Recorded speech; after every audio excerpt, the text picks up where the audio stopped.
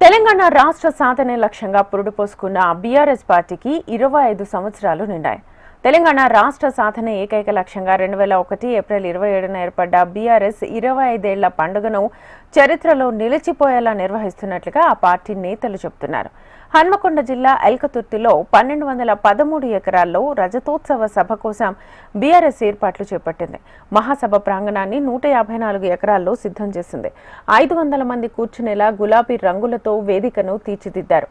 వేదిక పక్కనే కళాకారుల ఆట పాటల కోసం ప్రత్యేకంగా మరో స్టేజ్ ను ఏర్పాటు చేశారు.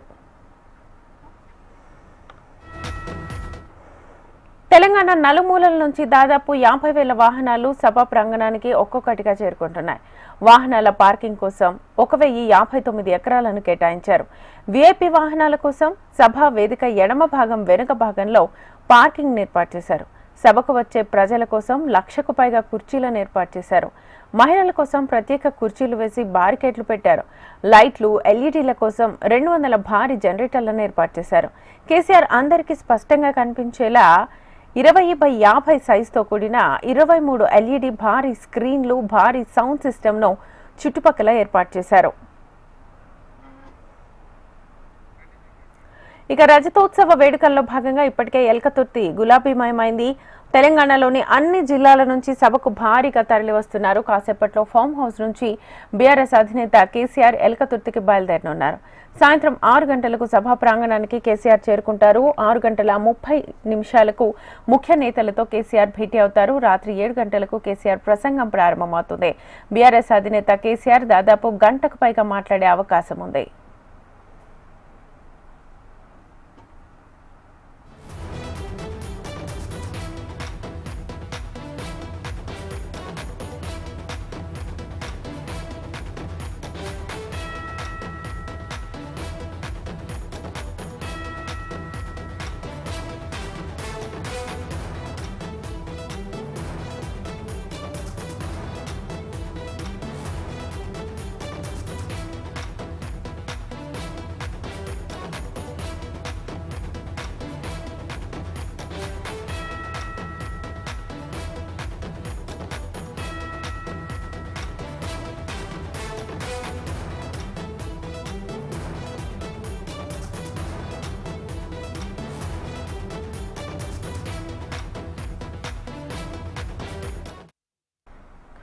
ఇక తెలంగాణ రాష్ట్ర సాధనే లక్ష్యంగా పురుడు పోసుకున్న బీఆర్ఎస్ పార్టీకి 25 సంవత్సరాలు నిండాయి.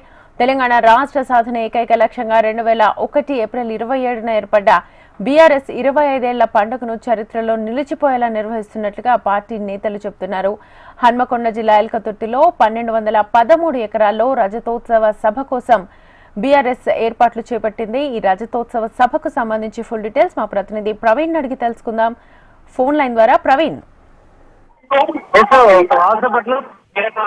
కేసీఆర్ కూడా సభకి చేసుకోబోతున్నారు.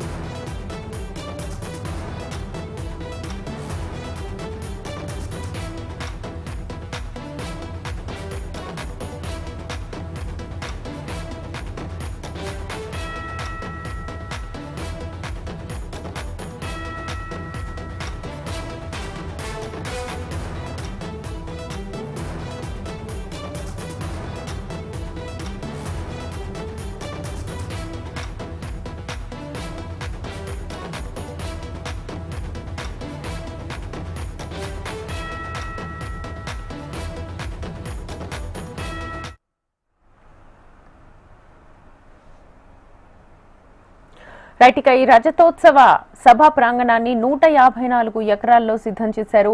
500 మంది కూర్చునేలా గులాబీ రంగులతో వేదికను తీర్చిదిద్దారు. ఇక వేదిక పక్కనే కళాకారుల ఆటపాటల కోసం ప్రత్యేకంగా మరో స్టేజ్ ను కూడా ఏర్పాటు చేశారు. ఇక తెలంగాణ నలుమూలల నుంచి దాదాపు 50,000 వాహనాలు సభా ప్రాంగణానికి ఒక్కొక్కటిగా చేరుకుంటున్నాయి. వాహనాల పార్కింగ్ కోసం 1059 ఎకరాలను కేటాయించారు.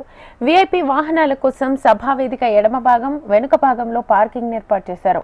సభకు వచ్చే ప్రజల కోసం 1,00,000కు పైగా కుర్చీలను ఏర్పాటు చేశారు. మహిళల కోసం ప్రత్యేక కుర్చీలు వేసి బారికేడ్లు పెట్టారు. లైట్లు, ఎల్ఈడీల కోసం 200 భారీ జనరేటర్లను ఏర్పాటు చేశారు.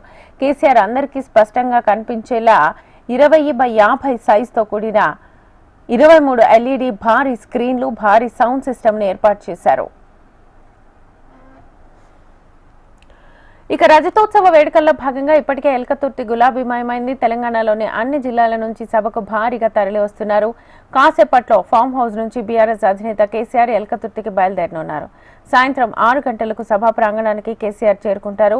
6:30 ముఖ్య నేతలతో కేసీఆర్ భేటీ అవుతారు. రాత్రి 7 గంటలకు కేసీఆర్ ప్రసంగం ప్రారంభమవుతుంది. బీఆర్ఎస్ అధినేత కేసీఆర్ దాదాపు గంటకు పైగా మాట్లాడే అవకాశం ఉంది.